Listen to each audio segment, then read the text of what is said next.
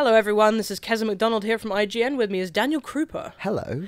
And we're going to take a quick look at the first bit of the Assassin's Creed 3 DLC, The Tyranny of King Washington, which is out today. This is an alternate history piece of DLC. So basically it starts in just an alternate timeline. As you can see, Connor looks a bit different. He's quite nudie, isn't he? He is a bit. He's a bit more in touch with his Native American heritage. What's that thing on the bottom of his sword? The kind of red orb. The red orb is a tassel. It's for decoration. He's a bit stylish. But in this, he never becomes... So far, he never becomes an assassin in this. So it's a completely different timeline. He's wearing a wolf. He's got his war paint on. Okay, so he's very much Native American. Very and much he never so. had that alternate education. Yep, and some of the things that shape his life in the Assassin's Creed 3 main story don't actually happen in this alternate DLC. Weirdest thing is, though, Connor, at the beginning, he doesn't seem to realise that he's in an alternate timeline, so he seems to remember stuff that's happened that hasn't actually happened, so he's about as confused as we are at the beginning. Does Desmond figure at all? No, not in this. Okay. We've not seen him. It's literally just another bit of Connor's story, and it concerns what would happen if King Washington became... If Washington didn't resign and became king and got on mad with power. Okay, so a very different... So an alternate parallel in history. Totally, yeah. So if the man who fought for liberty and freedom from the British monarchy actually set himself up as a king. That's right. Okay, which is actually a very classic sci-fi thing, the alternate history. It is, yeah. To be honest, I think this DLC wastes it very slightly, at least in the first episode, because it's very focused on Connor rather than on Washington. And I guess without that kind of high concept, does it not just feel like more Assassin's Creed? That's true, yeah. So here he is tracking. There's a lot more tracking, a lot more hunting sort of things. So that's trying to tease out the kind of Native American aspects of his character. That's right, yeah. And I think that's something that was really lacking, actually, in Assassin's Creed 3, the main game. So it's really, really good to see it in this. Yeah, I guess one of the recurrent criticisms of Assassin's Creed 3 that it was that kind of very similar, samey gameplay that we were all used to. So there's a lot of the old stabbing in a lot of the old stabbing and climbing in this DLC, but there is some cool extra stuff as well, which we'll see fairly shortly. You can see he's dressed in his wolf headdress here. Basically, he gets powers now from the animal spirits. Yeah. So you go on a spirit journey and you get new powers in this. He must be freezing. I know. Look at him, he's all He's naked, all running around in the snow. Like, surely they would wrap up. That's just not practical, is it? You put your nipples away. No, this is the male equivalent of women in breast armor, isn't it? This is a sexist game. He doesn't. Connor doesn't get cold. It's true. He's looking for a clue at the moment. So he's actually much more involved with the village, which obviously he, no spoilers. To be honest, Keza, yeah. that sounds boring. I'm not joking, but that just sounds boring. Like, do you have to go to town meetings and stuff? I won't spoil it, but he's more. He lives in. He doesn't end up losing, his Native American home as early in this game. In this timeline, as he did in the original Assassin's Creed 3 timeline. Right, gotcha. So the reason that King Washington goes mad is because he finds a piece of Eden. Oh, okay, so it becomes power mad. It sends him power mad, exactly. So those elements are still there. It's not like completely separate from Assassin's Creed mythos. And we see here once he's also the slavery thing. King Washington is basically enslaving all the Native Americans, which gives Connor his motivation. So we can see here what happens. He's done all the tracking, he's found the clues. This is one of his bros. Ooh. The spirit journeys themselves are quite cool. They're quite cliche, but they're quite cool as well. Are they similar to the bit where you fly in Assassin's Creed 3 as an Very, eagle? very, very similar to that, yeah. After the fight, the prisoners were marched up the hill. So the first animal that you commune with is the wolf. Okay. And that's the first power that you get. And you'll see what it does very shortly. Is this Power Rangers? He actually transforms into one, which is... There's Wolf Cloak, see?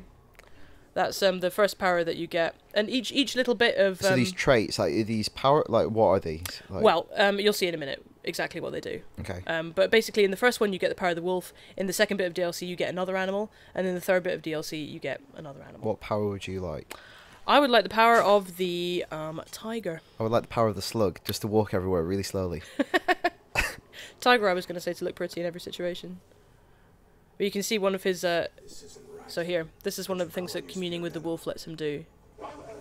You can call invisible wolves! Wow. And they will... that is something. Actually pretty useful in a lot of situations, being able to call invisible wolves. I'm certain it will help our search. So that's a new power that you got.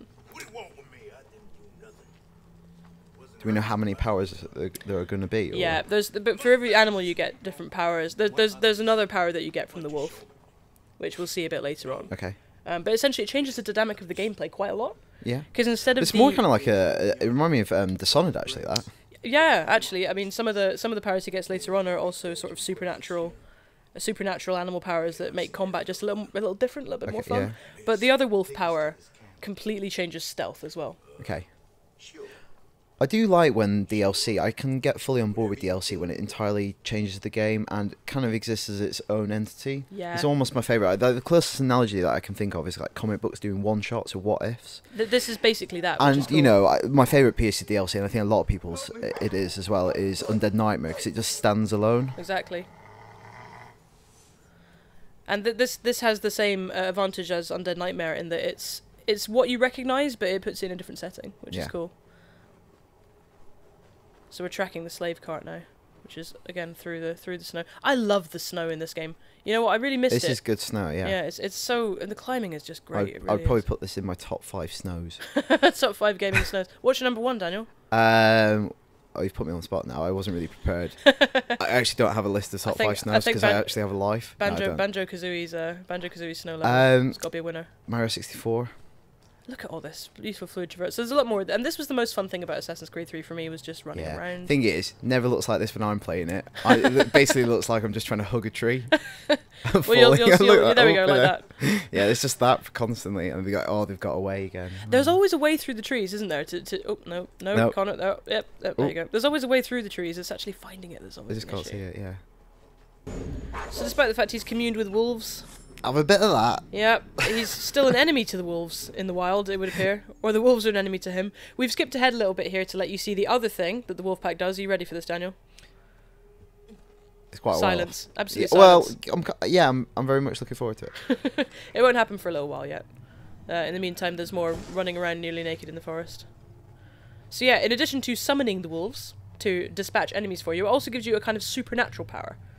Each one of the animals that he communes with gives you supernatural power. So here, are you ready? Here is the second thing that you can do with the wolf communion power. Are you ready? Totally. Switch it. You ready? Yeah. There we go. What is happening here? I don't. Stealth, invisible stealth. Look. So one of the kind of undocumented characteristics of the wolf is the invisibility. The ability to turn invisible. Yeah, but this completely changes the stealth dynamic of the game, because now you can actually run completely undetected between areas of cover. Okay. So instead of stealth being really, really impossibly hard to do, it's now actually not that difficult. But there is a payoff. As you can see, your health is going down whenever you use this. So quite quickly. Quite quickly, yes. You can't use it for very long, and you have to remain hidden, and then your health. So basically, you're flitting between pieces of cover as much as possible. Yeah. Okay. But it means that instead of slaughtering, you can infiltrate, and of course you could use stealth exclusively in the main game as well. But it was really it was difficult. Quite hard. Yeah, it was very difficult not for someone to see, or for him to just not crouch down sometimes in cover, which he sometimes did. So if you want to eavesdrop on these dudes right here, you can just hide in that little haystack, and you can just walk straight behind them while you're invisible. Well, and so in theory, there's going to be other powers, isn't there? And they're all kind of slightly supernatural. They're all powers. slightly supernatural, which does completely change the dynamic of the gameplay, which is cool. So this is the wolf one. The wolf one is wolf invisibility. And then the other animals will come out in the 2nd and 3rd episodes of the Tyranny of King Washington. One of the problems about being invisible is that horses don't see you and will run you over. Run out of hiding places here. But thankfully, the wolf cloak is actually really useful for just running away as well if you don't want to fight. Just run. So you thought about fighting, just and run then away. Thought, you know what, I'm going to run away. Run away. But as you can see, if you use it too much, you really suffer on the health. So you have to find somewhere to hide. So it's actually a good way probably to put some distance between you and some enemies. It is, yeah. Like you can just run away. And also, an evasion tactic. Yeah, it's good. But I mean, it's mostly used for stealth. Like if you're discovered, then you can use it to run away. But generally, you're using it not to be discovered in the first place. So that was a quick look at what you can expect in terms of new features from the first bit of Assassin's Creed 3 DLC, Tyranny of King Washington, Episode 1. For everything else on that episode and the forthcoming ones, stay tuned to us at IGN.com.